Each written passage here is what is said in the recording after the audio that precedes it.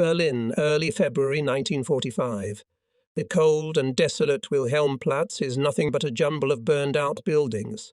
Everywhere one looks, there are crumbling walls of buildings with gaping holes in the windows and piles of garbage. From the old imperial chancellery, a neo-Baroque palace that once symbolized the proud era of Kaiser Wilhelm, only a dilapidated facade remains. Only the building of the new imperial chancellery with a small balcony, from which Adolf Hitler used to greet enthusiastic crowds of German subjects, remained intact. Huge and menacing, built in the high-flown style of Nazi architecture, this structure stretched along Vossstrasse from Wilhelmplatz to Hermann-Göring-Strasse. The outside of the building was guarded by the Führer's guards, tall, tightly bunched lads, the likes of which had not been seen on the streets of German cities for a long time. A few weeks before, Hitler had taken refuge in a labyrinth of underground shelters beneath the chancellery and the adjoining garden. Heavy steel doors blocked all passageways during air raids. Hitler held daily meetings in the chancellery, where, in the presence of representatives of all three branches of the armed forces, discussed in detail the situation at the fronts and made decisions on the practical military actions of the land forces, air and naval forces. 2 weeks after my appointment as Senior Assistant Chief of Staff of the Army General Staff Heinz Guderian, I had to accompany him for the first time to the Imperial Chancellery for a meeting with Adolf Hitler, Commander-in-Chief of the German Armed Forces. I was to be formally introduced to the Führer, so that if necessary I could replace Major Bernd von Freytag-Loringhofen, who was to be appointed Guderian's adjutant. The huge Mercedes of the Chief of the General Staff stopped in front of the giant colonnade of the new Imperial Chancellery, on the right side near the entrance reserved for representatives of the Wehrmacht. The other entrance, on the left side, was reserved only for members of the Nazi Party, a rather eloquent distinction. General Guderian, appointed Chief of the General Staff after the famous events of July 20, 1944, was followed through the heavy oak doors past saluting sentries by Major Freytag-Loringhofen. Then, in the past 3 weeks, Russian troops have come close to the Oder, 70 kilometers from the gates of Berlin, forced the river with a move and seized several bridgeheads on the west bank. The German High Command had no reserves to plug the gaps formed in the defense. The fate of the German capital seemed to be sealed. There was a faint hope that perhaps the Soviet troops under the command of Marshal Georgy Zhukov would suddenly, for whatever reason, abandon further advance on Berlin. The spacious, high-ceilinged lobby gave a gloomy impression, which was aggravated by the scanty lighting. There were no paintings and tapestries on the walls, no carpets on the floor. Everything had been removed because of the frequent massive bombardments. Giant cracks snaked along the ceiling and one of the walls. Many of the window panes had been replaced with cardboard and plywood sheets. The side facing the old Imperial Chancellery was fenced off with boarded-up shields covering the bomb-damaged wall. The officer on duty asked me to show my service ID or some other document. Eventually he found my name on a long official list of invitees and allowed me to proceed. The major escorted me to the adjutant's room, introduced me to the army adjutant. Lieutenant Colonel Georgman asked where the meeting would be held. Since the danger of air raids was still minimal, the meeting was not going to be held in a bomb shelter, but in Hitler's spacious office. We passed many different corridors and reception rooms. At the entrance to each room, the guards carefully checked our passes. We had to take a circuitous route because of the extensive damage caused by the bombing, especially the ceremonial courtyard, which was completely destroyed. However, the wing of the building where Hitler's office was located, almost unscathed. The floors were still waxed to a shine. On the walls hung paintings, on the windows, magnificent curtains. In front of the reception area leading to the deliberation room, guarded by SS officers with automatic rifles, the SS officers subjected us to an even more thorough search. We surrendered our personal weapons and briefcases, the contents of which were thoroughly inspected. After the assassination attempt on July 20, 1944, the briefcases were under special suspicion. We were not searched, but the experienced eyes of the SS officers scrutinized every square centimetre of our close-fitting uniforms. Again, our badges were examined in detail, after which we were finally allowed to enter the reception area. However, we arrived too early. The clock showed only 3:45, and the reception area was still empty. There were only 3 on duty, standing dignifiedly near the table with refreshments, and 3 more armed SS at the door to Hitler's office, where the meeting was to be held. General Guderian took advantage of the pause to call the Army Command Headquarters in Zessen to get the latest news on the situation on the Eastern Front. Soon Hitler's personal adjutant Sturmbannführer, Gunsch, invited Major Freitag and me to go to the working office of the Führer, who had just finished consultations with Bormann. A few minutes later I noticed in the doorway and Martin Bormann himself. He was of medium height, about 45-50 years old, stocky, rather full, with a thick, short neck. On a round face with protruding cheekbones and wide nostrils, an expression of almost ferocious cruelty, eyes and the whole appearance testified to perfidy. Liquid hair was smoothly slicked back. I was mesmerized looking at the man who was rumoured to have a huge influence on Hitler, was the evil genius of the Führer's team. Following Gunschke past Bormann, we greeted him briefly. In the office with a very high ceiling was almost no furniture, although the floor was covered with luxurious carpets.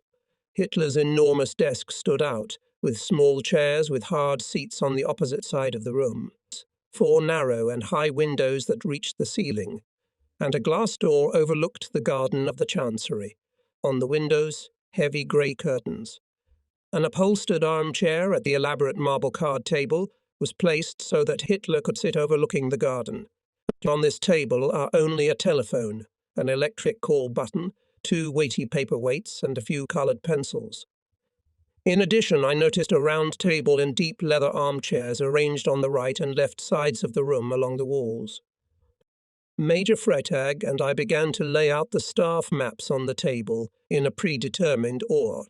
At the top, concerning the state of affairs in Hungary; at the bottom, reflecting the state of the Kurland group. Gunsch was standing next to us, closely watching our manipulations, which took only a couple of minutes.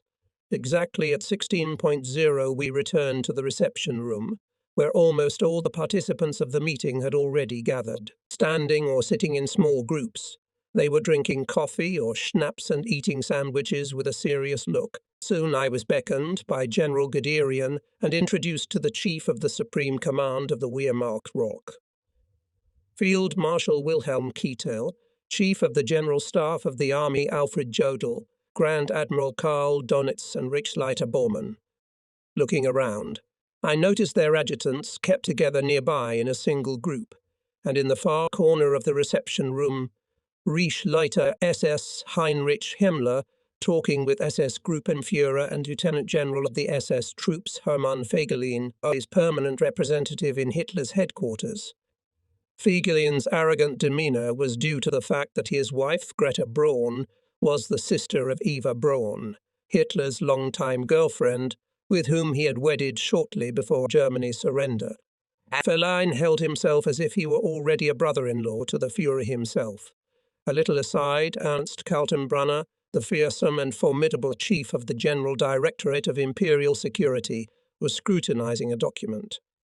Heinz, deputy head of the Enstat press department and representative of this department in the Führer's headquarters, was talking about something with Wilhelm Zander, S-Standartenführer and advisor to Bormann. Reichsmarschall Hermann Göring sat with members of his staff, Generals Karl Koller and Christiansen, near a round table. Soon General Bergdorf, Hitler's senior adjutant, followed through the reception area into the deliberation room. A moment later he reappeared in the doorway and announced, "Gentlemen, the Führer invites you." Lined up according to military ranks, we, with Hermann Göring at our head, marched into Hitler's study. The Führer stood alone in the middle of the huge room, turned to face the door. Almost everyone who entered he greeted separately, silently shaking hands. Sometimes he asked questions to which he received short answers. Yes, my Führer, or no, my Führer, I stood at the threshold, anxiously awaiting the official ceremony of my formal introduction to Hitler. General Guderian must have mentioned me, for I noticed the Führer glance in my direction, and immediately Guderian gestured for me. I went toward Hitler, and he dragged his feet and took a few steps toward me, slouching infirm. Then he held out his right hand to me, and I felt a weak and sluggish handshake, utterly devoid of any strength or feeling. His head was shaking slightly, and this struck me most of all. His left arm hung lifelessly along his torso, and his left palm trembled with a fine tremor. He moved like a very sick and decrepit old man. His face spoke of extreme fatigue and utter exhaustion. Only his eyes burned with an inner, intolerable fire that was instantly alarming and seemed almost unnatural. His gaze was penetrating. It was not at all the cheerful and energetic Hitler, as the German people imagined him to be, and as he continued to be portrayed by the Reich Minister of Propaganda, Paul Joseph Goebbels. But now he turned and, accompanied by Bormann, shuffling his feet, slowly made his way to the table and sat down in a chair in front of a stack of cards, which we had recently carefully laid out. The meeting was to begin with a review of the military situation in the southeast, southwest, west, and north. These battle areas were under the jurisdiction of the Chief of the Wehrmacht High Command, Kettel, who, however, preferred to let the Chief of Staff of the Army, Alfred Jodl, speak. The younger officers called Keitel Imperial Garage, and they meant a pile not the peculiarities of the character of Field Marshal and the extreme limitations of his official powers. Perhaps this nickname most accurately described the range of his operational and strategic responsibilities. He was really in charge of only the issues of providing the Third Reich with fuel and lubricants. On all other areas of military leadership, Keitel had no influence and only for the sake of maintaining the appearance of unanimity in decision-making obediently signed his signature under Hitler's orders. Reported Jodl quiet, calm voice. The Führer could not tolerate loud speech, and Jodl tried his best not to irritate him and not to piss him off. My Führer, said Jodl, Army Group D in the southeast lost 4 tanks. In this area, we were able to successfully accomplish our objectives. South of Drava, our formations managed to break away from the enemy. On both sides of the Sarajevo Broad Road, our 104th Infantry Division continues to advance. In the border zone between Serbia and Croatia, on the Drina River, our 22nd Infantry Division is advancing. Large guerrilla units have appeared in Slovenia. The command reports that in the southeastern section of the front, it has a total of 25,000 troops. The 22nd Infantry Division is to be replaced by the 104th Division. Chetniki will lead an offensive on Tuzla, which will help our formations in the area on the border with Serbia. After that, there was a short pause, during which they changed maps. Hitler sat motionless in the general silence, only slightly raised his hand when they removed the map of the southeastern section of the front. Then Jodl continued his report. This time it was about the Italian theatre of operations where Army Group Creep fought. On the Italian front, my Führer resumed his report, Jodl. The enemy is actively conducting reconnaissance combat, otherwise no serious contact with him, no. The withdrawal of the 356th Infantry Division to Hungary is carried out according to plan. The 16th SS Motorized Division is preparing to redeploy to new positions. Here Jodl drew the attention of the audience to the successful actions of the Engineer Sapper Company in the area north of Florence, praised the valor and bravery shown by it, trying his best to cheer up Hitler, who was, by all accounts on this day, was not in the best mood, to distract him from the overall bleak picture of the situation on the fronts. In fact, both German armies after fierce fighting retreated to the line north of Florence. However, Hitler's impatient hand motion interrupted his dithyrambs, and Jodl continued to talk about the troops moving to the western direction. The Führer still sat hunched over the table, not taking his eyes off the staff map, the upper part of his torso, as if exhausted, piled on his hands. My Führer, said Jodl, in the west, our troops are firmly holding bridgeheads in the lower reaches of the Moselle, repulsing persistent attacks of the 1st Canadian Army. Enemy troops in the area of Orr, where Army Group B surrounded. At the same time, our reserves, the 12th Motorized Division and the 9th SS Panzer Division, are bound by fierce enemy attacks on the left flank of the 15th Army. The situation in the west was greatly affected by the offensive in the Ardennes. Now the troops of both sides were busy regrouping. Except for this partial success, no signs of a possible German victory in this war, with all desire to detect no signs of possible victory in this war. And so Jodl again focused on the only localized achievement, praising the bravery and ingenuity of some obscure non-commissioned officer who had captured several enemy soldiers during a reconnaissance operation north of Hollerith. However, Hitler interrupted Jodl's narrative, suggesting that he finished describing the situation in the western direction. In the location of Army Group that is in the band of the 19th Army, the enemy continues to attack. In the Colmar area, our troops launched a number of successful counterattacks. The withdrawal of the 25th Motorized Division was safely completed.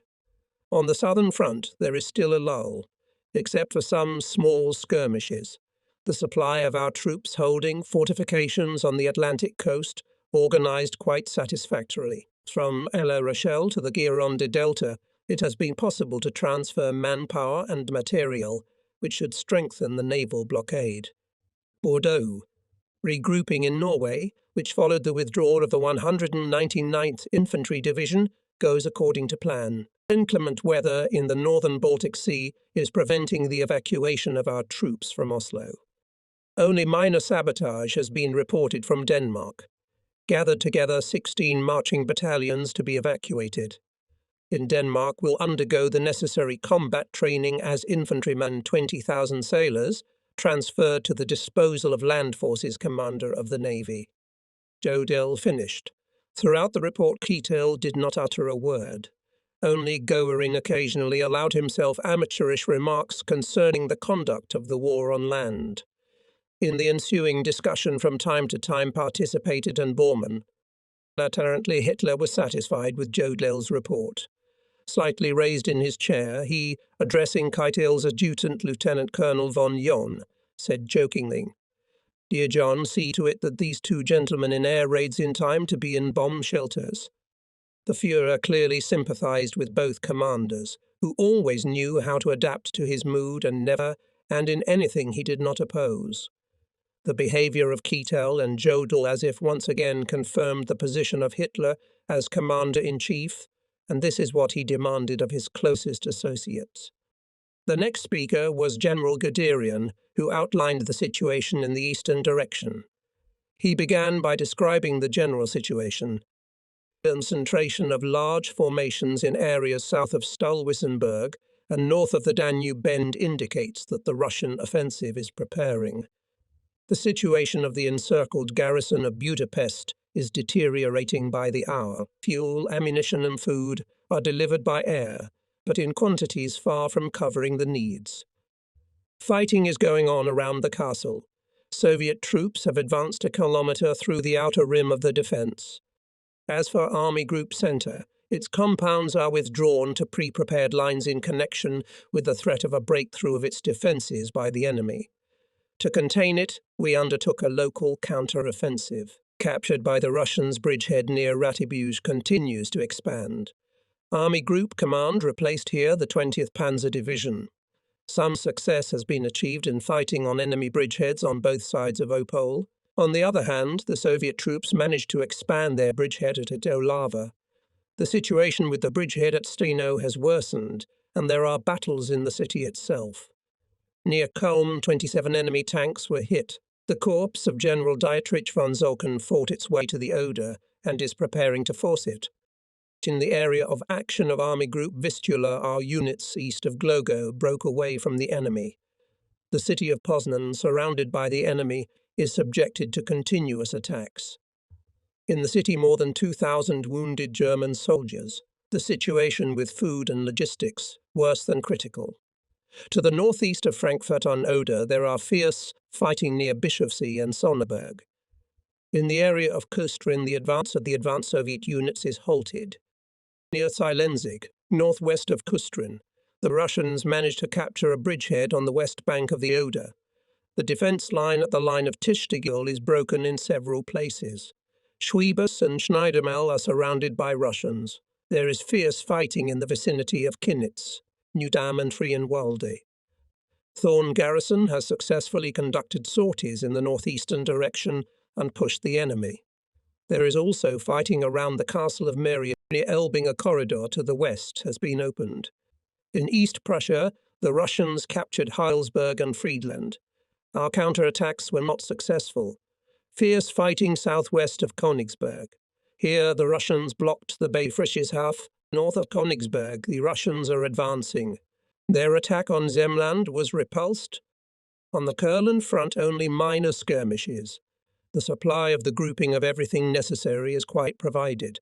The evacuation of the 3rd SS Corps, the remnants of the 4th Panzer Division, and the 32nd Infantry Division is proceeding according to plan. In addition, withdrawn to other positions, 389th, 281st and 81st Infantry Division. In the report Guderian, a little wordy and businesslike, not at all absent ingratiating notes present in the speech of Jodl. This was due not only to the differences in the characters of the two generals, but also the experience of Guderian in 1941, when after the failure of the offensive on Moscow, he had to listen to from Hitler many bitter words, and he was removed from his post and sent to the reserve of the Supreme Command. Hitler did not like Guderian. The Führer was irritated by the independent behavior of the general, and he made him a scapegoat responsible for the failure of the winter campaign near Moscow, although the idea of an early breakthrough to the capital of the Soviet Union belonged to Hitler himself.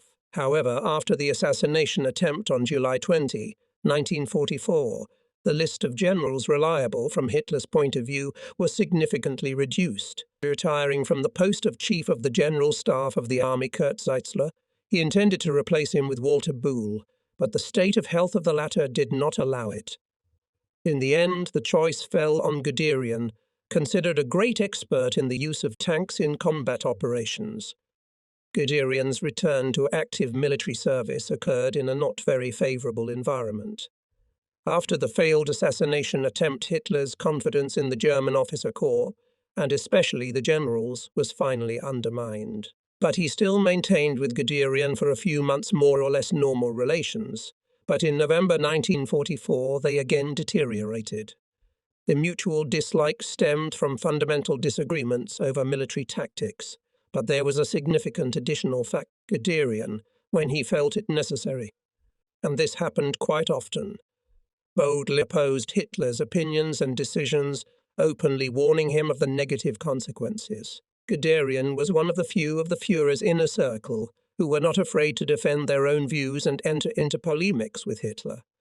After the failure of the Ardennes offensive, which began on December 16, 1944, Hitler had a crazy new idea in his brain. For some reason he imagined that by applying an offensive strategy, he would be able to mislead the enemy to hide his own weakness from him. In other words, Adolf Hitler tried to adhere to his political and military doctrine, to attack at all costs, at all costs. Of course, he also wanted to buy time. No wonder that Guderian on all important issues of warfare diverged with Hitler. In the opinion of the general, the German front was too stretched. As Guderian believed, the country did not have even approximately the necessary resources to carry out major offensive operations, and at the same time to create a reliable defense primarily in the east. Guderian understood all too well the excessive length of German defensive lines in the east, and saw his main task as keeping the Red Army from penetrating into Central Europe. Therefore, he proposed to concentrate all forces on the creation of powerful defensive lines on the Eastern Front. He understood. This could only be achieved by weakening resistance in the west and sacrificing the enclave of Courland. Nevertheless, Guderian was determined to convince Hitler of the reasonableness of his plan. And for this purpose he left Zossen for the Führer's headquarters in Bad Nauheim, where he had moved on Christmas night 1944 from the Wolf's Lair, in East Prussia, in order to personally direct the offensive in the western direction. At the risk of his own life, Guderian demanded that Hitler order the cessation of offensive operations in the Ardennes and the transfer of released military units to the Eastern Front, where the situation was threatening. As assumed by the general, the Russians, in all likelihood, will launch a general offensive on January 12, 1945. Hitler flatly refused to follow Guderian's advice. Instead, he ordered on the night of New Year's Eve to launch an offensive operation code-named North Wind, expecting to eventually regain the territory of Alsace-Lorraine, defeat the 7th American Army, crown himself with the laurels of the winner, and resume the stalled Ardennes campaign with which he had high hopes. Such pictures of imaginary military feats often appeared in Hitler's brain, substituting real events of various fantasies, giving wishful thinking for reality. In these visions, he repeatedly destroyed the Anglo-American armed forces, not taking into account the serious failures on the Western Front and persistent warnings about the upcoming soon major Russian offensive from the Nauru and three Vistula bridgeheads. But Guderian did not want to give up his plans so easily, and on December 31, 1944, he again went to the Eagle's Nest to once again ask Hitler to allocate additional troops, ammunition and equipment for the Eastern Front, using a detailed report compiled by the Intelligence Department of General Reinhard Geulee on the number and movement of Russian infantry and armoured formations. Guderian tried to clearly demonstrate to the Führer the degree of serious danger threatening Germany in the East. All the documents received unequivocally pointed to January 12 as the likely date of the beginning of the Russian offensive. However, no arguments on Hitler did not work, but Guderian has not yet given up. January 9. He again tried to outline to the Führer the actual situation, citing new, more recent documentary evidence, again mentioning January 12 as the date of the Russian offensive. All in vain. Hitler remained deaf to any arguments, calling reports gaily idiotic and clumsy disinformation.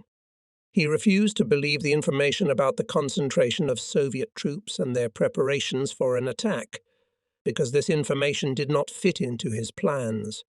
He made this clear when he stated that the Eastern Front must make do with available resources. Needless to emphasize that, as expected, on January 12, the Russians struck a powerful blow from bridgeheads established on the Narew and Vistula rivers, south and north of Warsaw. Far superior enemy forces overcame a much weaker defense line for 2 days all the way from East Prussia to the Carpathian Mountains. Poland and the Silesian Industrial Basin, the former part of East Prussia, and all German lands east of the Oder, except Upper Pomerania, were lost. The Red Army approached close to Kustrin, that is, was at the gates of Berlin.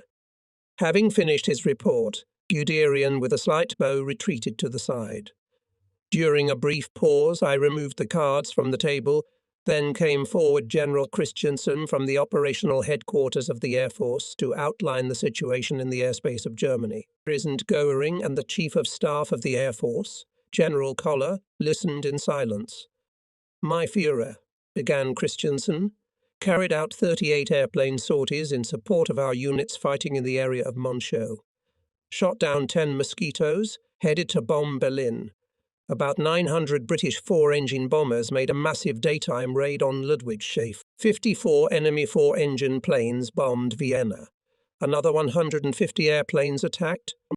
While General Christiansen reported, Guderian approached Grand Admiral Dönitz, and together they secluded at the very end of the room. Watching them, I recalled an unpleasant incident that had happened to me in this room, the safe conclusion of which I am entirely indebted to the intervention of the Grand Admiral. And it happened at the beginning of the same month, when I had just been appointed senior assistant to the Chief of the General Staff and had not yet quite mastered my new position. Then von Freytag-Loringhofen was delayed in Zussen, and I had to accompany General Guderian alone to another meeting in the Imperial Chancellery, in Hitler's office. Before it began, I was left alone in the room and began under the watchful eye of Hitler's personal adjutant, S. Gunsche, to lay out on the table the maps needed to illustrate Guderian's statements. In accordance with the established order, he always started with Hungary and ended with Courland. It so happened that I had inadvertently put the Courland map on top and the Hungarian map last. Someone unfamiliar with the conditions in the country at that time may consider it a minor blunder, not worthy of attention, but in fact in those days such an oversight was equal to the gravest crime.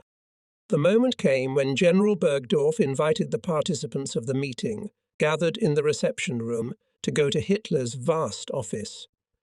After greeting each one individually, the Führer took his usual place in the chair at the head of the table in front of a stack of operational maps. Guderian stood to his left, ready to begin his report, and I, then not yet officially introduced to Hitler, took a seat on the right, waiting for the command to change maps as we moved from one front to another. General Guderian, as is customary, began with the situation in Hungary, but in the middle of the first sentence, he suddenly stammered and stared at me with a fierce look.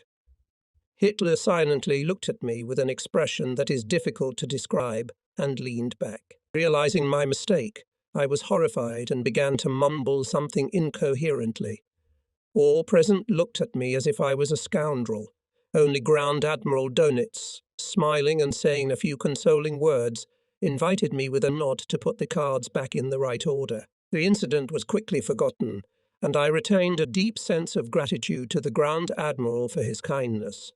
Guderian was aware of Dönitz's special influence on Hitler, and he believed that the Admiral had a better chance of convincing the Führer to agree to the proposals of the General Staff of the Army. Guderian wanted at all costs to transfer to Germany isolated in Courland's 16th and 18th Armies and use these 23 divisions to strengthen the eastern sector of the defence of Berlin. A breakthrough into East Prussia, which Guderian had insisted on in the last months of 1944, was now out of the question. But it was not too late to evacuate military units from Courland through the ports of Vindava and Lee. The decision had to be made quickly. With each passing day, the chances of a successful evacuation were visibly diminishing. Guderian tried to prove to Dönitz the urgent need to strengthen the defences on the Oder as soon as possible. All previous attempts by Guderian in this direction, Hitler parried his favourite argument regarding the threat of Sweden's entry into the war. And although the German embassy denied the existence of such intentions in the Swedish government, Hitler consistently argued that only the presence of German divisions in Courland kept Sweden from joining the Allies. In addition, according to the Führer, which was shared by Dönitz, with the loss of Courland is a real danger to the training base of submariners in the Danzig area. Meanwhile, General Christensen continued to report. Engaged 6 airplanes to supply our military units surrounded in Budapest. In Silesia, our troops destroyed 20 enemy tanks and 600 vehicles. The 1st Fighter Regiment was especially successful. Airstrikes on the Soviet bridgeheads on this side of the Oder and on concentrations of enemy troops in the defence band of the 9th Army. The general scrupulously listed individual cases of bombardment by enemy aircraft during the fierce clashes on all fronts, efforts to provide logistical support for the encircled German troops. But here Hitler interrupted the speaker and, turning to Göring, asked, "Göring, what is the situation with the new combat airplanes?" Göring mumbled something in confusion and gestured to General Koller to give the necessary explanations. He, in turn, gave the floor to Christensen. "My Führer," Christensen began, "unforeseen production difficulties have arisen. The possibilities of transportation by rail and other means are severely limited." Here Hitler interrupted the general again. "Leave it. It doesn't matter. Report further." He spoke faintly, in a slightly hoarse voice. And where could the new planes come from? After all, every time, as soon as they began to produce a new model, Hitler immediately, succumbing to someone's persuasion, made significant amendments to the already approved design, stopped the assembly line and ordered to prepare new drawings. And this chaos lasted for more than 1 year. As a result, the German aviation industry was unable to establish mass production of really high-speed jet aircraft Me-262, equipped with powerful firepower, which in all parameters superior to similar aircraft of the Allies. As early as 1943, Hitler banned their production, as he considered them a defensive weapon. At the same time, he ordered to increase the production of bombers and intensify bombing attacks on England. By then, several German cities had already been reduced to rubble. German air defences were unable to resist the Anglo-American air armada, German fighters on their combat qualities inferior to the Allied aircraft, which had no difficulty in repelling the scattered attacks of German aircraft. When General Christensen had finished, it was the turn of Admiral Wagner, Chief of Naval Operations, to outline the state of affairs of naval operations. Grand Admiral Dönitz at this moment stood at the opposite end of the table with maps from Hitler.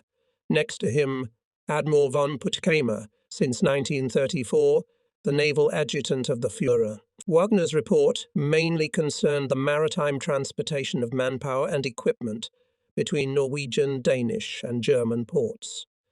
He also mentioned the fire support by artillery cruisers Prince Eugene, Lutzow, and Scheer, German troops engaged in fierce battles on the coast of East Prussia, the transportation by sea of German military units, food and ammunition between Kurland and ports in the western Baltic Sea, and long spread about the courage of sailors carrying out the evacuation of civilians from East Prussia and Danzig on the straits not yet occupied by the enemy.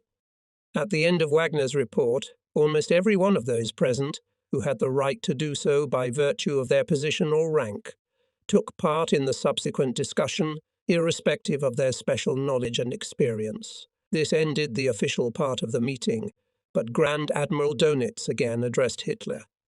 "My Führer, I must inform you on the question of the evacuation of the Kurland grouping. The High Command of the Army has developed a plan for its transportation to Germany.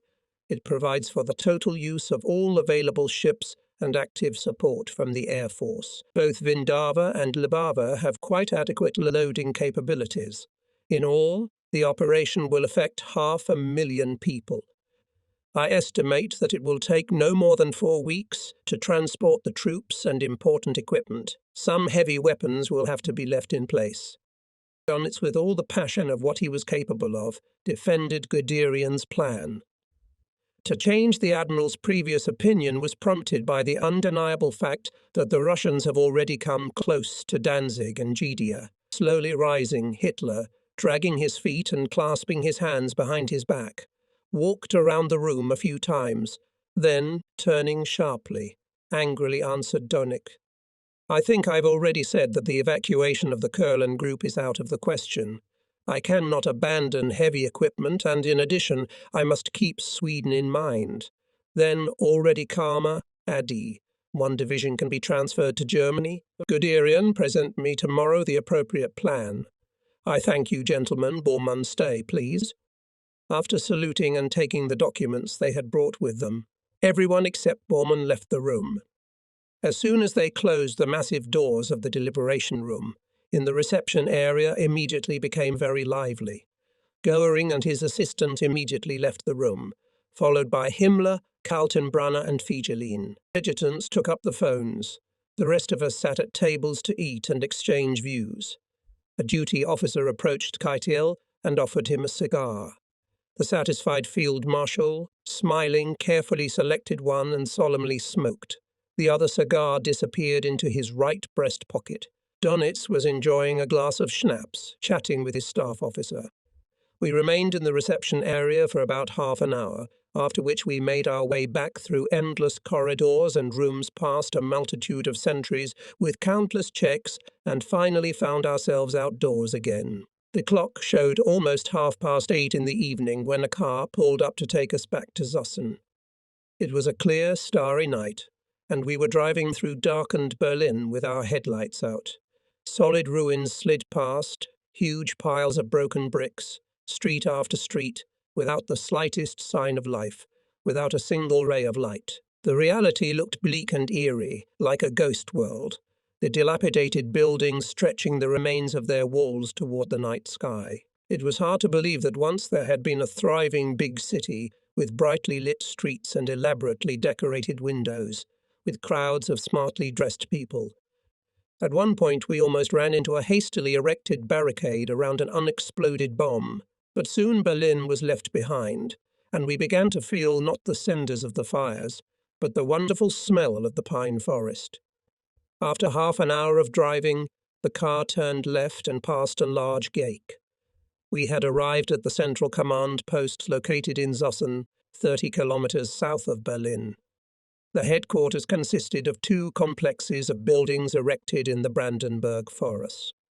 Maybach High housed the offices of the General Staff of the Army, while Maybach High, 500 meters further south, was home to the members of the Wehrmacht High Command and the staff of the Operations Directorate. 12 buildings were grouped in the shape of a horseshoe, perfectly camouflaged and connected by underground passages. The entire complex was ready in 1939 and was the first headquarters of the German armed forces during the Polish campaign.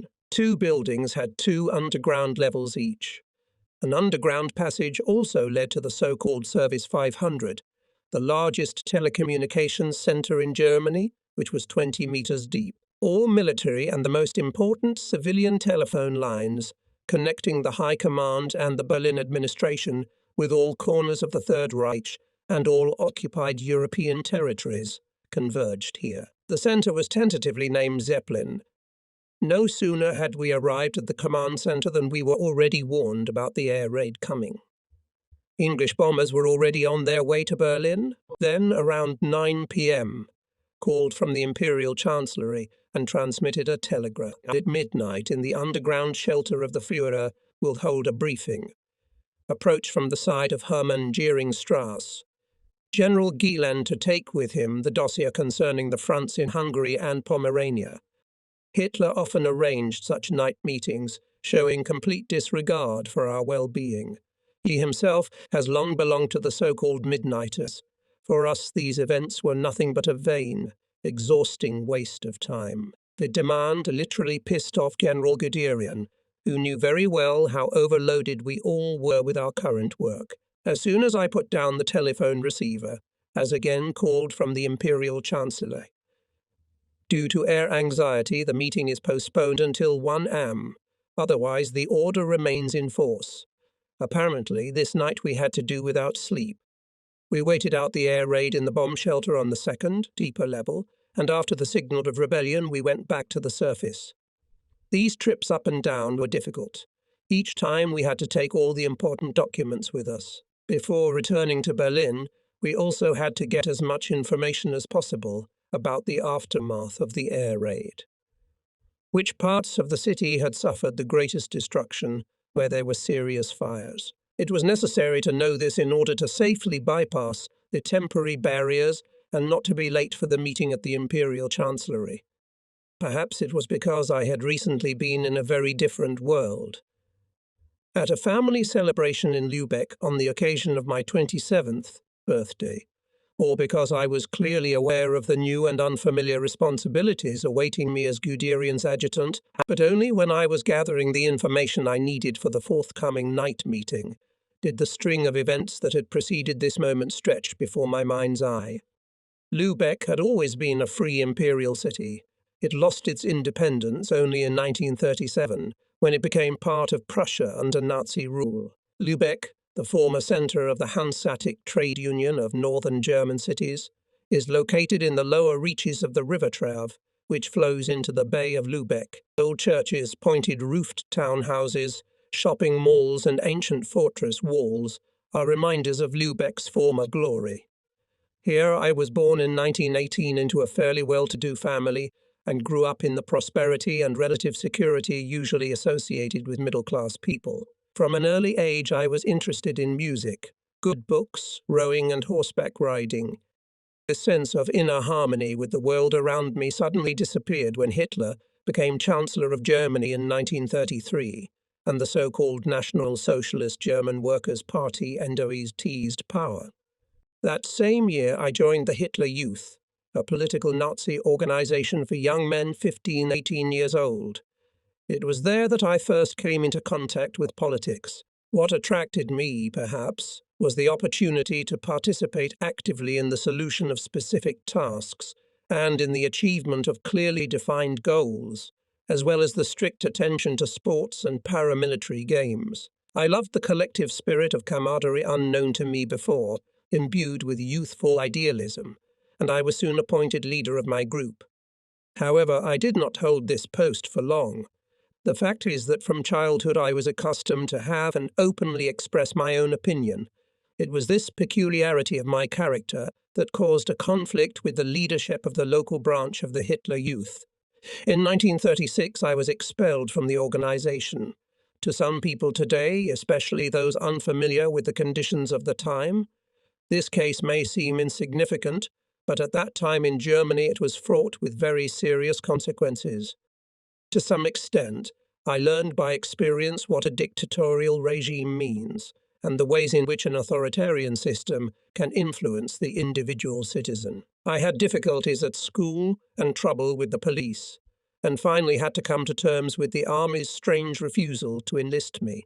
Even though I had passed the officers' exams with honours, this blow discouraged me from becoming a career military man, and in 1937 I left school in Lübeck, having received my secondary school leaving certificate, and intending to continue my education at university. But first I had to do my labour service and fulfil my military obligation. I had to serve my labour duty in the Sorap camp near the Danish border. Camp life was not to my liking, although I was going to be nominated for a leadership position. I began to think about serving in the cavalry as an alternative. My long-time love of riding, the belief that cavalrymen do not have time to deal with day-to-day political issues, and finally memories of my ancestors on my mother's side who had served in the 13th Regiment of Royal Lancers in Hanover. Eventually, I enlisted in the 13th Cavalry Regiment stationed in Lüneburg.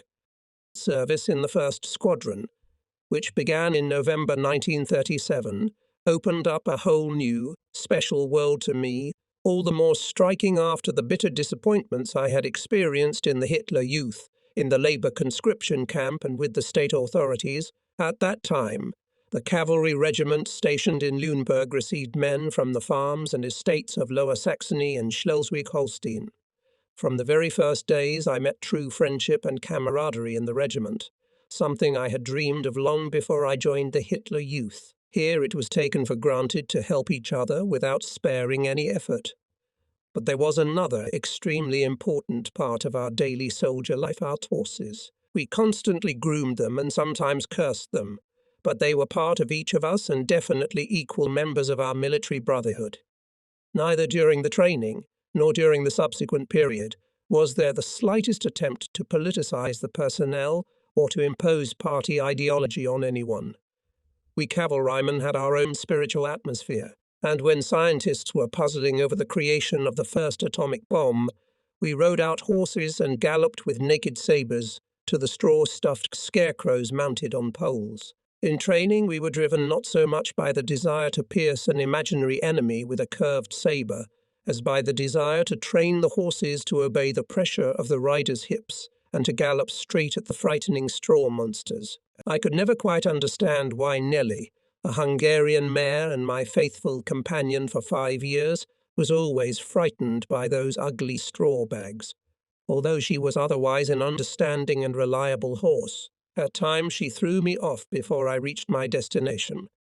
In spite of the prevailing feeling of general uneasiness and some latent uncertainty among the German population, my parents and I prepared diligently so that at the end of my 2-year military service I could begin my studies in Berlin in the fall of 1939. All the required documents were submitted to the university, and even suitable housing was found. But disaster struck. At the end of July I fell off my horse, broke my tibia and had to spend several months in the Lübeck Garrison Hospital. After the outbreak of war on September 1, 1939, the stay in the hospital was a severe ordeal for me. The squadron in which I had served before the fall was immediately sent to the Western Front, where it joined the 58th Infantry Division formed in Lübeck as the 158th Reconnaissance Detachment. The division received its baptism of fire in the Saar region, at the junction of the borders of Germany, France and Luxembourg. It was September 1939, the first month of the war.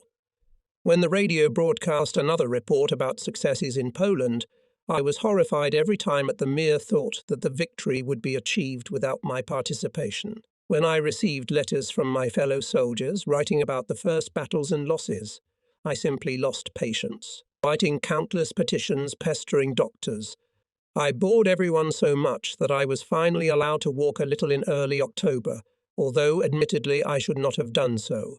I was still walking with the aid of a stick, and my leg was still in a cast, when I was allowed to join the squadron stationed at Igel on the Luxembourg border in early November. In the first weeks after leaving the hospital and returning to my home squadron, riding and walking were difficult and painful. X-ray in December showed that although the bones had fused, but with displacement, this fact did not worry me at all. The main thing is that I was back in the line, and from that moment on I was no longer afraid of any troubles. We spent several months preparing for the invasion of France. During this period I was promoted to the rank of warrant officer, and I celebrated my first military Christmas with my comrades in arms. In January 1940, I was seconded to the Cavalry Academy located in Krampnitz, near Berlin. All new recruits had to go through rigorous selection, physical and mental tests, and we learned how young officers can earn the respect of subordinate soldiers. Not everyone can be a leader. Leadership skills cannot be acquired through constant exercise. The ability to lead people is an innate quality. You either have it or you don't, and there is nothing you can do about it. However, in any case, it is useful to have some general rules and solutions for typical situations at hand. The commander of our department, Lieutenant Colonel Lengerke, who later died at Stalingrad when faced with displays of arrogance on the part of young lieutenants and warrant officers, liked to repeat, "A well-bred and decent man is always distinguished by modesty and nobility." During very strenuous classroom and practical training, visits to Berlin theatres, museums and concerts, I never stopped thinking about my native squadron. When the training was over and the results were announced, I was one of the few who had not been promoted to lieutenant. In the final report, read and commented on by my officer instructor, whom I hated, it was written, "Warrant Officer Gerhard Bolt is characterized by arrogance and intemperance in behavior. He should first prove himself at the front. There's no hiding it. I was very angry and disappointed at the time. But, looking back, we must agree that this episode went in my favour. On May 10, 1940, German troops entered France. The 16th Army participated in the invasion, and my 58th Reconnaissance Detachment was part of it. After an unsuccessful final in the Cavalry Academy and a short stay in the reserve unit in Lüneburg, I was seconded to my native squadron, with which I took part in the fighting of the first days of the war. The route of the 16th Army lay through the territory of Luxembourg, the foothills of the Belgian Ardennes, and further towards the French Maginot Line at Charleville, Mézières, Sedan, Montmedy. I joined my squadron in southern Belgium as it prepared to cross the French border. This happened on May 14, the fourth day of the war. I felt as if I had returned home after a long journey, so great was my joy at seeing old friends and my horse. The month of May 1940 was dry and warm. The asphalt pavement of the main highways was literally ripped off by passing German motorized units. We, cavalrymen, were advancing on country roads, and in some places on ordinary kind a strip of our offensive was extremely successful. The communique of the German command on May 18, 1940 reported the capture of St. Canton and Rethel, and on May 20, the fall of Arras, Amiens and Abbeville. In the actions of the 16th Army, in particular, it was said, German troops captured a vast territory south of Sedan. It was assumed that at this point the 16th Army would stop to provide protection, for the flank of the German troops penetrated far to the west. In the books devoted to the history of World War II, indicates that the fighting on the outskirts of the Maginot Line lasted from May 15 to June 6, 1940. So we took up the defence on a large bend of the river Meuse among the hills of the north bank, between Mouzon and Wall. Opposite, at a distance of a few hundred metres, French trenches, from where from time to time there was mortar and artillery fire from barrels mainly of large calibre, reminding us that we are not on ordinary manoeuvres. Otherwise, even our night reconnaissance sorties into no man's land could not convince me that we were really at war. But already in the first days of June, this idyll came to an abrupt end.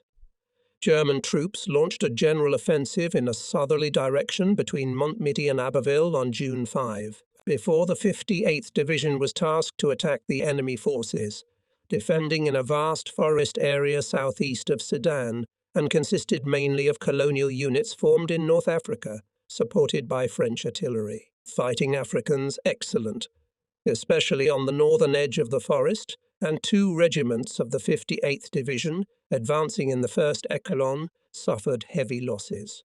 The German command had not counted on such stubborn resistance at this stage of the war. The attacks finally collapsed, and the 2 regiments that were in the front lines had to be withdrawn to the rear. Our squadron was among the military units sent to replace them. So far in my life I had never had a more intense experience than that of those days at the unfortunate woodland. Our horses, bicycles and vehicles had been left in the stockade, a few kilometres from the front line, and I had the opportunity to try my hand as an ordinary infantryman. The cries of the wounded lying in the neutral strip got on my nerves. To pick them up and the dead, we had to wait until dark.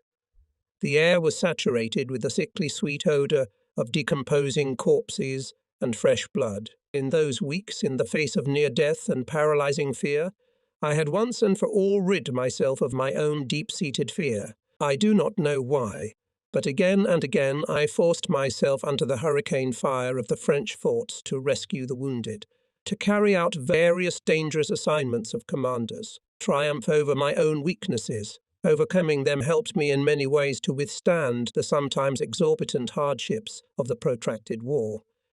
As a result of the successful advance of German divisions and armies across the front, the French were forced on the night of June 11-12 to leave the woodlands 25 km south of Sedan. We immediately joined the troops advancing on Verdun and already on horseback. Our squadron moved night and day in marching order, column, and often served as a head sentinel, far ahead of the vanguard of infantry, forgetting about dust and thirst, happy that under us again creaks saddle. After a short skirmish on June 14, Verdun surrendered the next day, along with all the fortifications, to the troops of the German 16th Army, and we proceeded further southeast in the general direction of the city of Toul. Our first squadron received orders from the division command to bypass the town and attack it from the east. We had to leave at 2 a.m. on June 18, and until then we settled down for a welcome rest in an abandoned village, which happened to be on our route. The night was warm. Only a few days separated us from the summer solstice. When we got on the horses, the first signs of the dawn were already visible. With understandable inner excitement, we waited for the signal to move out, but the commander first ordered us to get the champagne due to us in the field kitchen. There was no time to drink it, so we tied the empty bottles to the saddlebags. I remember all the details of that trek to the smallest detail, as if it had all happened only yesterday.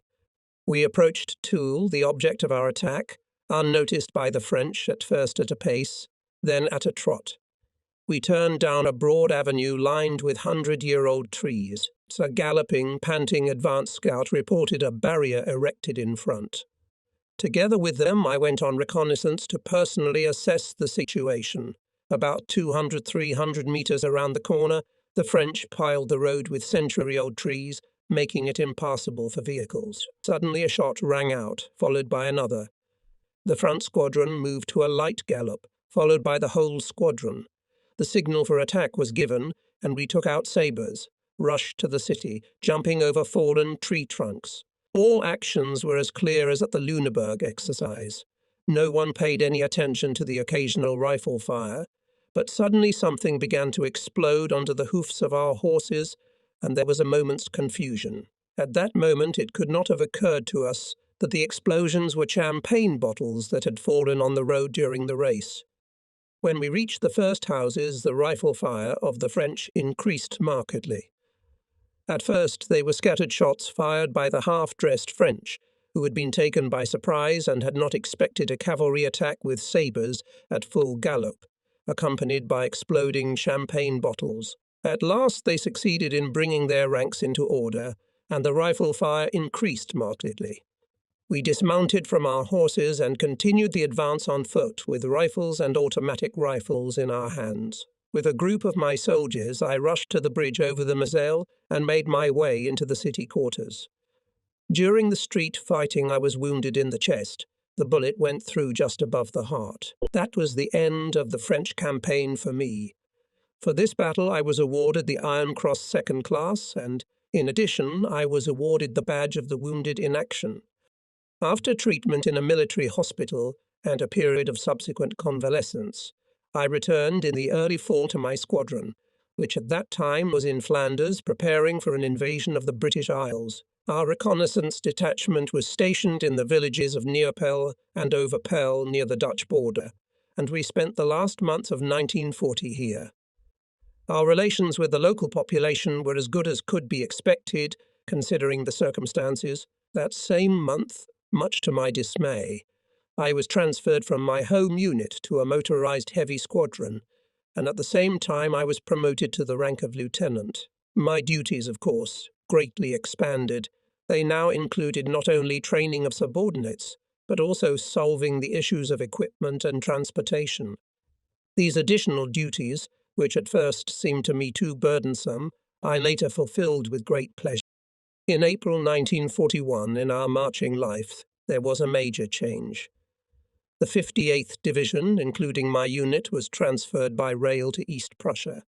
We were so much distressed by the necessity of leaving the comfortable and cosy Flanders that we had no time to think about the reasons for our redeployment. At any rate, I never dreamed of connecting our move with a possible war against Russia.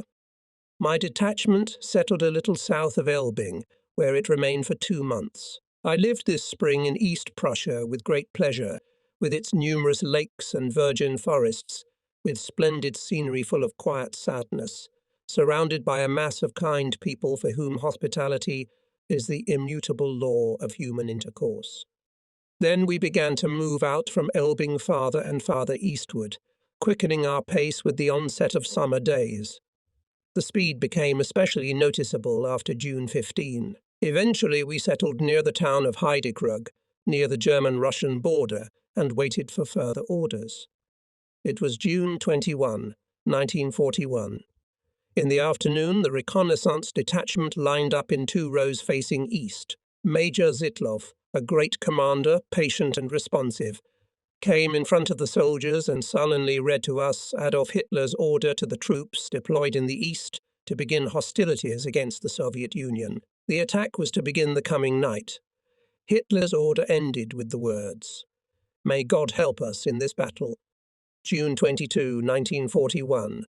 3 o'clock in the morning. The surrounding countryside is plunged into a ghostly silence, with only the occasional croaking of frogs and the croaking of some sleepy bird. We wait for the moment to begin marching eastward. The hands of the clock showed 3:15, and at the same instant a deafening rumble shook the silence. It became as bright as day. As far as the eye could see, German artillery was already firing hurricane fire on Soviet territory. On the offensive, we passed Lithuania and Latvia. At Riga, we forced the Daugava, and 3 weeks later we were already marching through the blazing city of Ploskow on the southern shore of Lake Peipus. In the Baltic states, our engineering service constantly had to prove what it could do. The only thing it was unable to cope with was the heat and the pesky dust. Here we were first of all struck by the excitement and joy with which we were greeted by the local population and by the first clear evidence of the merciless cruelty which has become the hallmark of this war with Russia. Our squadron suffered casualties within a few days after the invasion of Lithuania.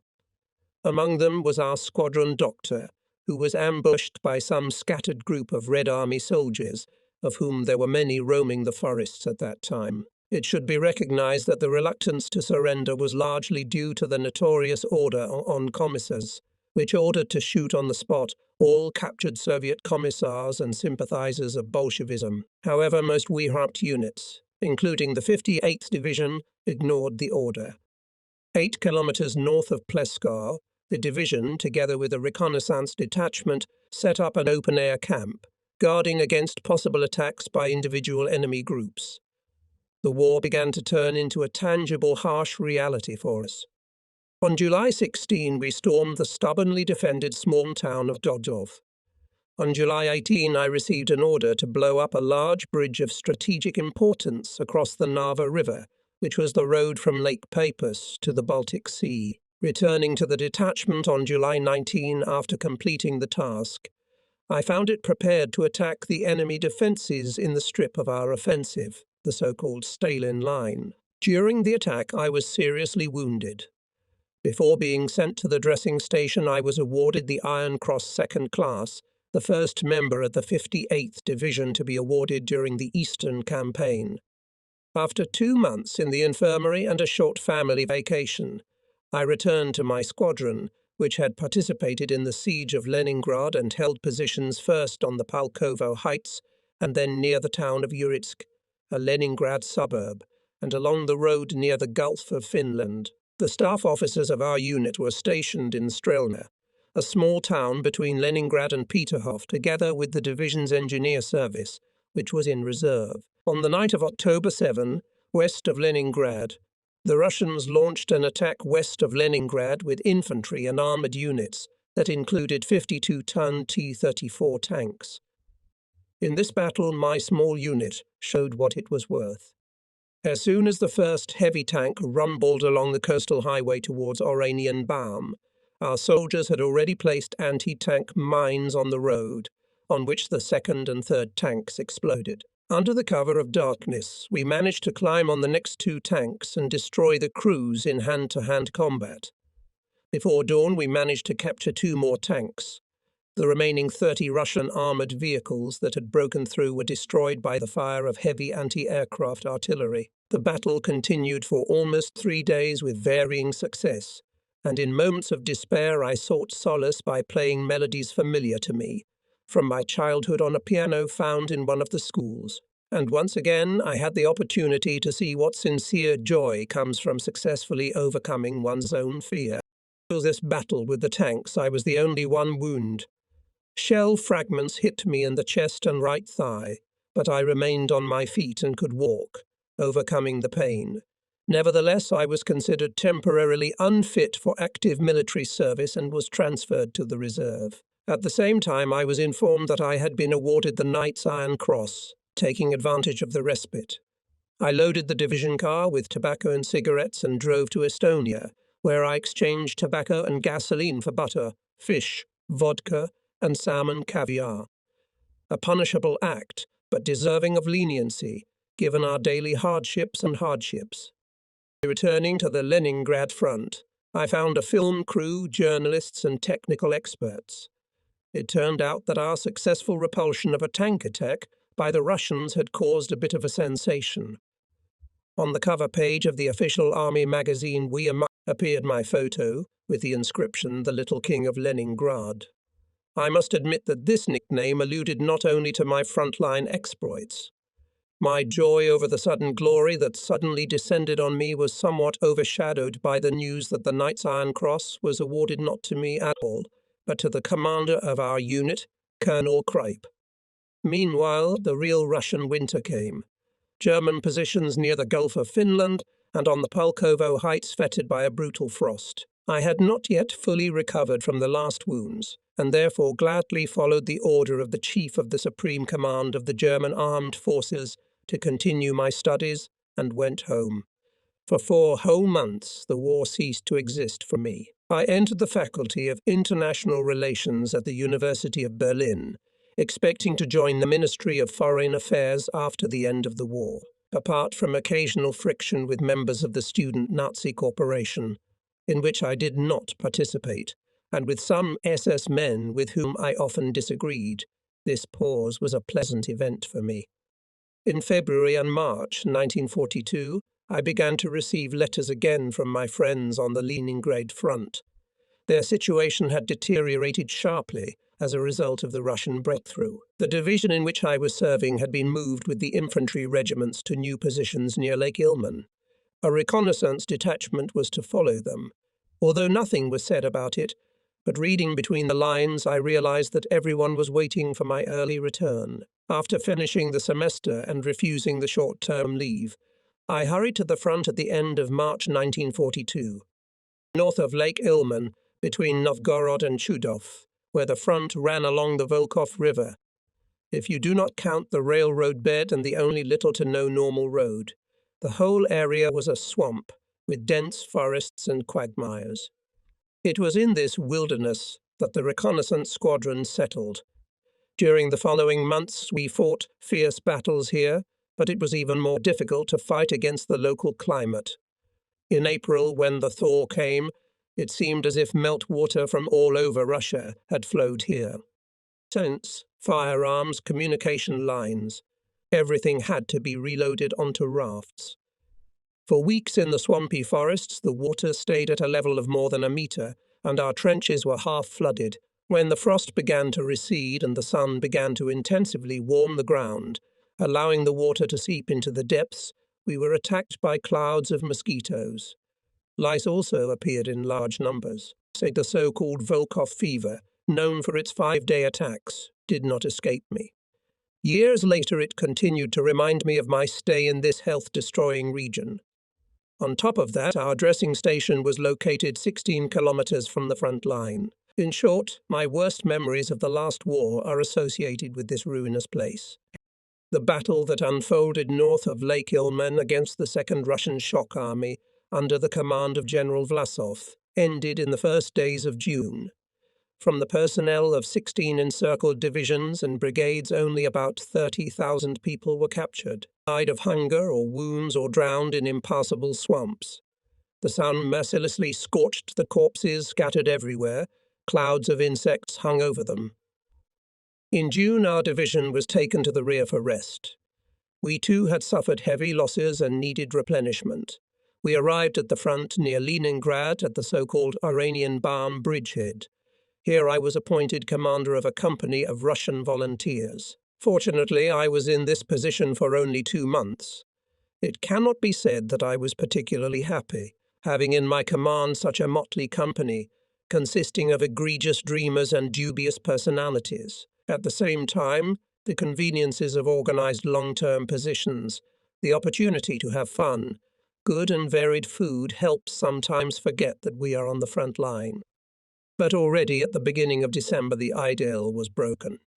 In late November 1942, south of Lake Ilmen, the Russians launched a broad offensive by the 11th, 34th, 53rd and 1st Shock Armies under the overall command of Marshal Timoshenko. It was aimed at a 50-kilometer corridor near Demyansk, which was defended by Army Group North.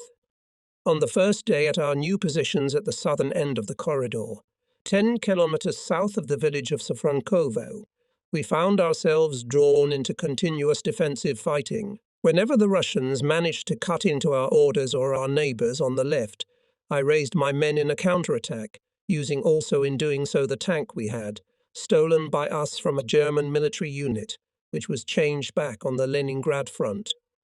Christmas Eve 1942 I spent together with my senior non-commissioned officer, with difficulty wading through snowdrifts of metre thickness in the hope to receive mail for the last 2 days, and to please my soldiers with news from home. After Christmas our unit was moved from the southern to the northern section of the aforementioned corridor, where the Russians managed to punch a hole in our defences.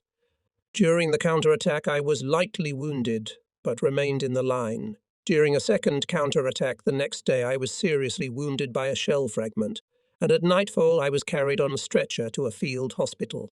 My condition was considered hopeless, but fortunately I had friends with good connections at the top. They arranged for me to be transported by plane to East Prussia, and then by train in a first-class car to the Hindenburg Military Hospital, located in Bergenburg, Germany. Hindenburg Military Hospital, located in Berlin-Zehlendorf. Thanks to the medical skill of the famous Surgeon Wienke and the first-class care in the hospital, which had the most modern equipment, my right leg was saved from amputation. However, it was many weeks before I fully recovered from the most difficult hip operation, and my stay in the hospital coincided with 2 happy events. On my birthday, January 24, I was promoted to the rank of senior lieutenant, and I met Renate Sommerfeld, a nurse who was practicing in the hospital. On March 1, I was back on my feet and walking again. and soon we were engaged to be married. The wedding ceremony took place just before my return to the active army. In early May 1943, I was awarded the Knight's Iron Cross for my participation in the defence of the Demian Corridor. Our obligatory 2 weeks honeymoon, which we spent in June in Worthersea, ended prematurely with the receipt of the telegram about my new assignment. By that time, with the active support of my wife and her Prussian family, I was almost completely back to normal, although not yet fit for active frontline service. I spent the remaining 6 months of 1943 in France, where I commanded a heavy cavalry squadron, part of the 389th Infantry Division, stationed near Saint-Lô in Normandy. In the first days of April 1944, I was assigned to the 1st Cavalry Division of the Hungarian Royal Army, where I was to lead a group of German liaison officers. When I arrived in Kalush, near the town of Strige, I learned that my group with vehicles, interpreters, and all the necessary equipment was still in St. Pölten, Austria, and most likely would reach the new headquarters of the group on May 4 or 5. Moreover, as I learned, the cavalry division with which my group was to operate was still in formation in eastern Hungary. My German superiors, not knowing what to do with me for the time being, decided to send me to Hungary to see to the formation of the cavalry division on the spot. For me, this decision turned out to be extremely favourable. With the flight from Galician Strige to Budapest began in my life, a period that lasted only 2 months and now seems to me a wonderful dream. Behind me was the grey drowning in mud whilst flying over the Carpathians. We saw snow everywhere on the mountain slopes. But when we landed in Budapest, we were surprised to find that we were in the real spring, which made this true gem among the most beautiful European cities even more attractive. I stayed in the capital of Hungary for several days, consulting with the German military attaché, and lived all this time in the famous Hotel Gellert, listed as an honoured guest. Here my Knight's Iron Cross also played a certain positive role. After the deprivations and hardships of recent years, the days and nights spent in Budapest, almost unaffected by the war, seemed somehow strange, unreal. Having thoroughly worked out with the military attaché my specific duties as head of the group of German liaison officers of the 1st Cavalry Division, I left hospitable Budapest and went to the city of Nyíregyháza, eastern Hungary. The next day after my arrival, I formally introduced myself to the commander of the cavalry division to be created, Lieutenant General Vataxi, former adjutant of Miklos Horthy, and immediately received an invitation to visit him at his home. I was received with the utmost affability and with such sincere cordiality as I had never before seen in Germany. At a small reception given in my honour, I received my first official commission. Perhaps the general wished to get to know me better, or simply to acquaint me with his beautiful country, or to show me a special attitude toward me. But, whatever the reason, the assignment was quite unusual and very pleasant. The general wished me to accompany his 20-year-old daughter, a beautiful and passionate horsewoman, on horseback rides in the mornings. So, every morning we set off on magnificent thoroughbred horses through the most beautiful surroundings, sometimes having breakfast with friends in neighbouring estates. The many acquaintances I made allowed me to get to know the country and its people better, and to learn to love and respect them. They also helped me during the cruelest battles with the Russians. In fact, saved me from death. Of all the acquaintances I especially remember a 2-day stay at the estate of Count Karolyi, the cousin of the then Prime Minister. Travelling to him by invitation was like travelling to a different, unfamiliar world. I was met by the whole family, standing on the wide staircase leading to the castle. The Countess personally escorted me to the chambers assigned to me, in fact, to her own room, in which she admitted she had given birth to her 2 children. A huge bouquet of scarlet roses had been placed on the piano especially for me. The windows of the room and its wide balcony looked out into a shady park, where peacocks and pheasants were strolling about, white and black swans were swimming in the pond, and magnificent horses were trotting around in a corral. During the time I was a guest of the Count, I had an opportunity to examine his extensive collection of copper engravings, to take a carriage ride to the nearest village, and, of course, to enjoy the delicacies of his excellent cuisine. When the division was being sent to Russia about a fortnight later, the Count's servant handed me a letter from the Countess, in which was enclosed a scarlet rose, dried between the pages of a book, from the bouquet that had stood on the piano the day I arrived at the castle. The flower was supposed to serve as a talisman for me, and in some measure it seems indeed to have protected me from all sorts of misfortunes. On the eve of my departure from Hungary, in the evening, the Count gave a reception for the officers of the division headquarters at the Sozdo, a suburban restaurant. To gypsy songs and music we ate, drank and danced. The Count's daughter and her friends taught me to dance the Sardash. But the general atmosphere was still somewhat marred by the consciousness of our imminent separation. That evening I sat for a long time with my new friend Count Sipsizi, a reserve captain whose estate was in southern Hungary. He sang Hungarian folk songs to me, and we talked a lot about life, marriage and beautiful women. On June 15, 1944, I arrived with the last detachment to the division's staging area in the Pripyat marshes, 80 kilometers southeast of Baranovichi. Here the division joined the Second Army of Army Group Center. On June 22, the Russians launched a general offensive in this area, during which the 4th and 9th German armies were almost completely destroyed. On July 3, the division, together with the 4th Cavalry Brigade, took up the defence at the northern end of the Pripyat marshes. Already at the very beginning, the division suffered heavy losses in manpower and equipment, and the battle did not subside for a minute. In the first weeks of fighting, I tried my best to somehow help my Hungarian acquaintances, who for the first time got into the thick of the war, to get used to the new situation. Finally, by the end of July, the front had somewhat stabilized, and it became possible to take the division to the rear for rest and reforming. 3 weeks later, I was summoned by telegram to Hirschberg, Silesia, to the General Staff Courses. Field Marshal Walter Model, commander of Army Group Center, did not want to let me go. "Why on earth would they require you to join their general staff?" he said. "I cannot do without you, your place in the Hungarian division. The war is already lost anyway." And after a little silence, he added, "You'd better after the war to be known as just a captain than a former employee of the General Staff." In the end, I did not go to the course. I did not have to rest long.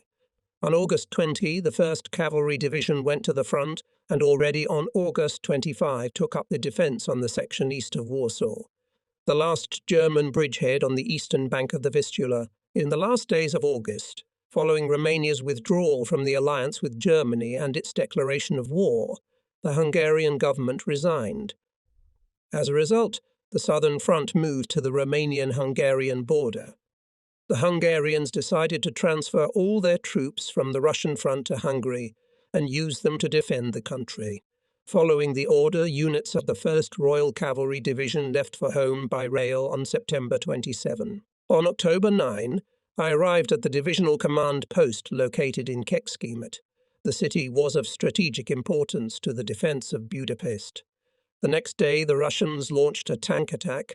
In the ensuing battle, both sides suffered heavy losses, and the city had to be temporarily abandoned. However, on the same day, we managed to recapture it again. When I returned to my apartment and prepared to rest, my friend Stipschi came to me. I hardly recognized him. Always the epitome of cheerfulness and energy, he looked extremely tired and desperate. He told me about the fate of the Karoli family, with whom he was on close terms. When the Russians broke into their estate, the Count, Countess, and their 2 children had committed suicide. At this very time, when the war was already rolling on Hungarian soil, when the number of reports of Russian atrocities among the civilian population was increasing, and the hope of preserving the state sovereignty of Hungary was melting away every day, several Hungarian friends from among the junior officers of the 2nd and 4th Hussar regiments came to me at the headquarters of the liaison group on October 12 and 13, without the knowledge of the divisional command, who told us that, according to reliable sources close to government circles in Budapest, a change of government leadership and Hungary's withdrawal from the alliance with Germany, following the example of Romania, were imminent. Many Hungarian military units, including the neighbouring 23rd Hungarian Infantry Division, had already allegedly defected to the enemy. Together, we agreed that my friends would endeavour through their contacts to clarify the situation with the government, and also to find out for certain which Hungarian fighting units were prepared to continue fighting on the side of Germany. For my part, I promised to prepare a plan for the withdrawal of German and loyal Hungarian units from the area of fighting between the Danube and the Tisza. All these actions had to be carried out in the strictest secrecy, because the division command took a somewhat ambivalent position in this situation. I contacted Count von Nostitz, Chief of Staff of the Army Corps, which included the Hungarian Cavalry Division, outlined the political situation and asked him to organize a meeting with the Commander General Kirchner as soon as possible. Von Nostitz promised to help.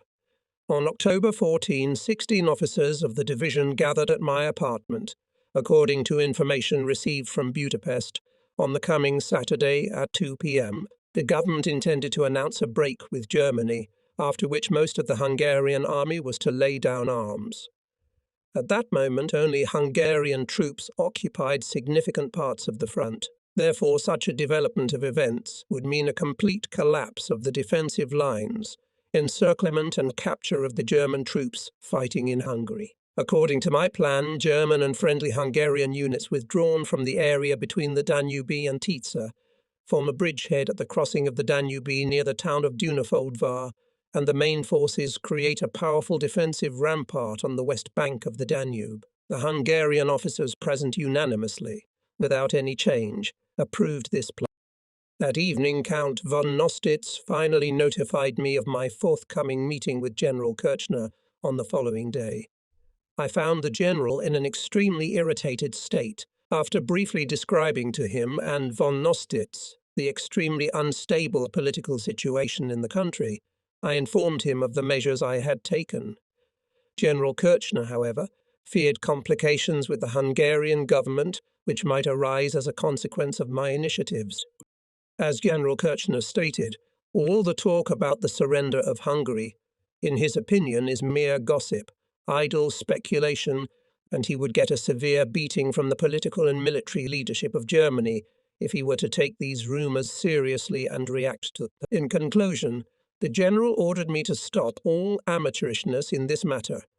I was literally out of my senses from such a reception, and returning to my headquarters, all the way back I honoured General Kirchner on all crusts. After such a reprimand, I only redoubled my efforts in the former direction.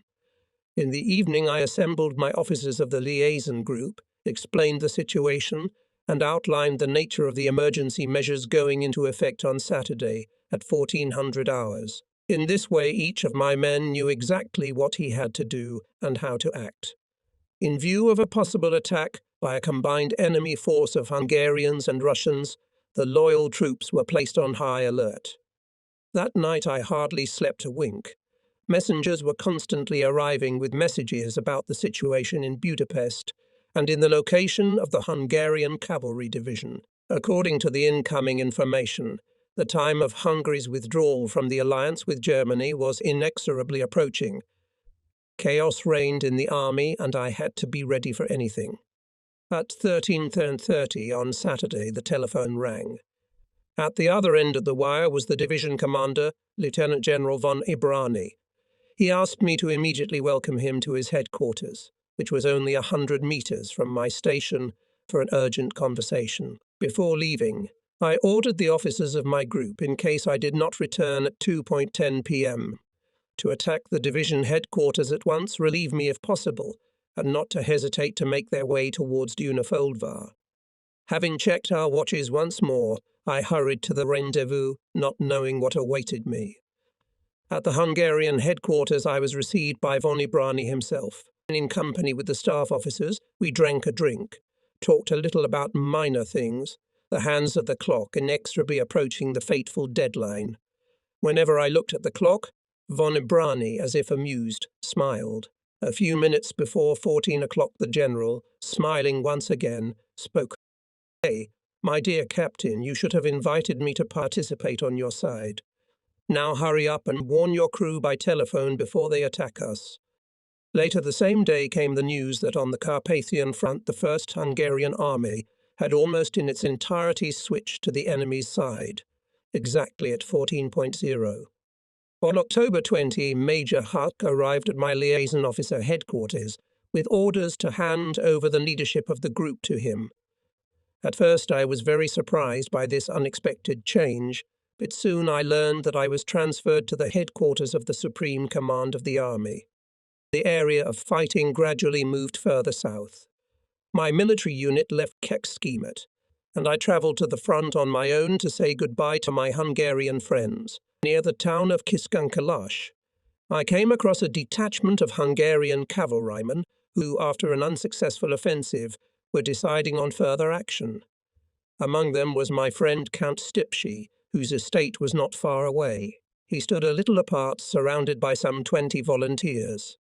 Opinions were clearly divided, most of them hesitating. But Stipshy, straightening up in the saddle, said something to his cavalryman, then, rising from his stirrups, turned to me and shouted, "As if safe journey home, fellow. Farewell and remember me." And they galloped off, all 20 of them, ducking into the manes of their horses after their commander.